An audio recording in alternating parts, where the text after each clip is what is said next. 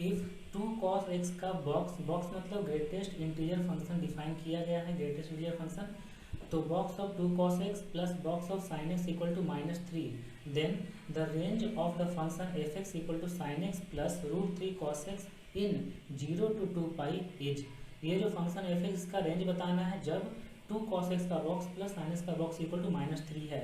देखो 2 cos x का box plus sin x का बॉक्स इक्वल टू -3 है, ठीक है, इक्वल टू -3 है। अब देखो cos x का वैल्यू -1 से 1 तक होता है, तो 2 cos x का वैल्यू -2 से 2 तक होगा। उसका बॉक्स का वैल्यू क्या क्या पॉसिबल है, इसका जो बॉक्स है उसका बॉक्स का वैल्यू पॉसिबल है -2, -1, 0, 1 एंड 2, ये पॉसिबल है। और sin x का बॉक्स का वैल्यू क्या क्या पॉसिबल है, -1, 0 और 1, ठीक है। लेकिन होना चाहिए -3। -3 कब होगा, जब ये भी अपना मिनिमम वैल्यू देगा -2 और ये भी अपना मिनिमम वैल्यू देगा -1, तभी -3 आएगा, ठीक है। इसका मतलब हो गया कि हम लोग लिख सकते हैं 2 cos x का जो बॉक्स है उसका वैल्यू -2 देना चाहिए एंड लगाना है साइमल्टेनियसली sin x का बॉक्स का वैल्यू होना चाहिए -1, ठीक है। तो जब ये -2 देगा तब इस केस में जो 2 cos x है, 2 cos x उसका वैल्यू क्या हो जाएगा, उसका वैल्यू -2 से लेकर -1 तक होगा, ठीक है। -2 क्लोज ब्रैकेट और -1 ओपन होगा। और यहाँ पे देखो जब sin x का बॉक्स का वैल्यू -1 है तो sin x का वैल्यू होगा -1 से लेकर 0 तक, -1 क्लोज और 0 ओपन और एंड लगाना। एंड मतलब दोनों का जो वैल्यू आएगा उसका इंटरसेक्शन लेना है, ठीक है। तो अब देखो यहाँ से cos x का वैल्यू हम लोग लिख सकते हैं, cos x का वैल्यू कितना आ जाएगा, -1 से लेकर होगा -1/2 तक एंड और sin x का वैल्यू यही रहेगा। sin x का जो वैल्यू है ये होता है -1 से लेकर 0 तक। अब ग्राफ बनाना है, देखना है दोनों का इंटरसेक्शन, दोनों का कॉमन वैल्यू क्या क्या आ रहा है, ठीक है। तो एक ही ग्राफ में हम दोनों प्लॉट करके देख लेते हैं। तो ये हो गया x एक्सिस, ये हो गया y एक्सिस, ठीक है। चलो sin x का ग्राफ बनाते हैं इसमें। तो जब हम sin x का ग्राफ बनाते हैं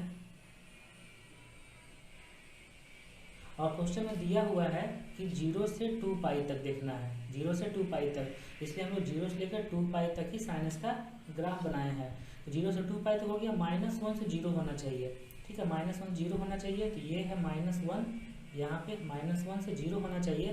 तो x का वैल्यू क्या क्या पॉसिबल है, x का वैल्यू है पाई से लेकर 2 पाई तक, मतलब जहाँ पे sin x नेगेटिव है तो -1 से 0 तक यही पे आएगा ना। तो इससे x का जो वैल्यू है वो मिला हम लोगों को, कितना मिला, पाई से लेकर 2 पाई तक, ठीक है। और 0 में ओपन है इसलिए पाई और 2 पाई पे ओपन रखना है। अब cos x का अगर हम लोग ग्राफ बनाते हैं, cos x का ग्राफ इसी में बना लेते हैं cos x का ग्राफ, तो और 0 से 2 पाई तक बनाना है cos का ग्राफ। तो यहाँ से ऐसे ये 0 से 2 पाई तक cos का ग्राफ हो गया और बोल रहा है कि cos x का जो वैल्यू है -1 से लेकर -1/2 तक होना चाहिए। तो -1 तो ठीक है, पाई पे -1 हो जाएगा, -1/2 से एक लाइन ड्रॉ करेंगे, -1/2 से एक लाइन ड्रॉ करेंगे और ये हो जाएगा। और ये -1/2 कहाँ पे होता है पहले, तो पाई/2 से बड़ा, मतलब सेकंड क्वाड्रेंट। तो ये जो पॉइंट है जहाँ -1/2 होता है वो होता है पाई -पाई/3, मतलब 2 पाई/3। और ये यहाँ पे एक होता है -1/2 जो पाई से ग्रेटर थर्ड क्वाड्रेंट होता है, तो पाई प्लस पाई/3 मतलब 4 पाई/3। तो cos x का वैल्यू -1 से लेकर -1/2 तक होगा। तो यहाँ से x का वैल्यू हम लोग फाइंड कर सकते हैं।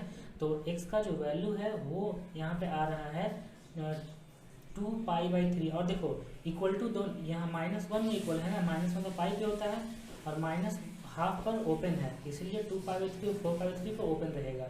तो ओपन ब्रैकेट ऑफ 2 पाई/3 टू 4 पाई/3, ये हो गया। अब ये दोनों का इंटरसेक्शन लेना, दोनों का इंटरसेक्शन, क्योंकि एंड है ना, दोनों साइमल्टेनियसली सेटिस्फाई करना चाहिए। तो एक तो बोला कि पाई से लेकर 2 पाई तक है, ये 2 पाई से 4 पाई/3 तक है, 2 पाई/3 से 4 पाई/3 तक। तो दोनों का कॉमन वैल्यू हो जाएगा x बिलोंग्स टू पाई से लेकर 4 पाई/3 तक, ये वैल्यू होगा, तभी ये -3 होगा, ठीक है। अब x का वैल्यू मिल गया कि किसमें हम लोग को देखना है, रेंज फाइंड करना है। और f(x) का वैल्यू है sin x plus √3 cos x, इसका रेंज फाइंड करना है, ठीक है। sin x plus √3 cos x लिखते हैं। इधर लिखते हैं तो एफ एक्स इक्वल टू है sine x plus root 3 cos x. इसका रेंज फाइंड करना है। देखो 2 से इंटू करेंगे और 2 से डिवाइड करेंगे, तो 2 से डिवाइड करेंगे तो साइन एक्स इंटू 1/2 होगा plus cos x into root 3/2 होगा। ठीक है, 2 का 2 और साइन एक्स का साइन एक्स और 1/2 को लिखेंगे कॉस π/3 प्लस कॉस एक्स और रूट 3/2 है तो यहाँ पे लिखेंगे साइन π/3। ठीक है, तो देखो 2 का 2 sign A cos B plus cos A sine B, sign A plus B तो लिख सकते हैं ना हम लोग साइन ऑफ एक्स प्लस π/3। ठीक है, तो 2 into sine of x plus π/3 हो जाएगा।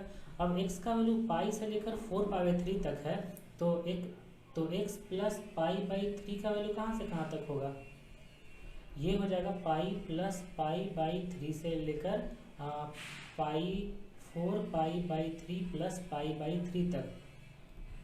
मतलब x प्लस π/3 का जो वैल्यू है वो हो जाएगा 4π/3 से लेकर 5π/3 तक। अब देखो 4π/3 से 5π/3 तक साइन का वैल्यू क्या होता है, उसके लिए हम यहाँ पे ग्राफ प्लॉट करके चेक कर लेते हैं। तो इसका ग्राफ हम यहाँ प्लॉट कर लेते हैं साइन एक्स का।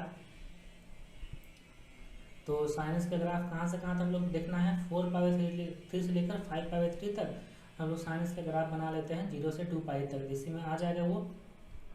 तो 4π/3 है पाई प्लस π/3 पर, तो पाई प्लस π/3 है ये वाला पॉइंट यहाँ पे।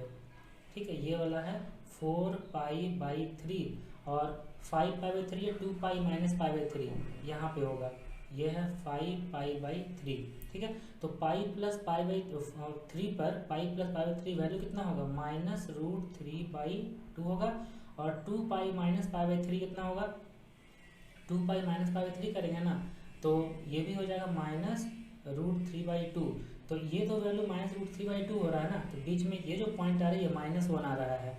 इसका मतलब हो गया 4π/3 से 5π/3 तक साइन का जो वैल्यू है, मतलब साइन ऑफ x प्लस π/3 का जो वैल्यू है ये हो जाएगा -1 से लेकर माइनस रूट 3/2 तक। ठीक है, अब यहाँ पे 2 लगा हुआ है तो जब 2 लगाएंगे तो यहाँ लिखते हैं 2 of sine of x plus π/3, इसका जो वैल्यू है वो हो जाएगा -2 से लेकर माइनस रूट 3 तक। ठीक है, यही हो जाएगा रेंज। तो रेंज आ गया -2 से लेकर माइनस रूट 3 तक। अब देखो -2 से लेकर माइनस रूट 3 तक कौन सा ऑप्शन में है, ये है डी ऑप्शन, तो यही हो जाएगा करेक्ट आंसर, करेक्ट ऑप्शन।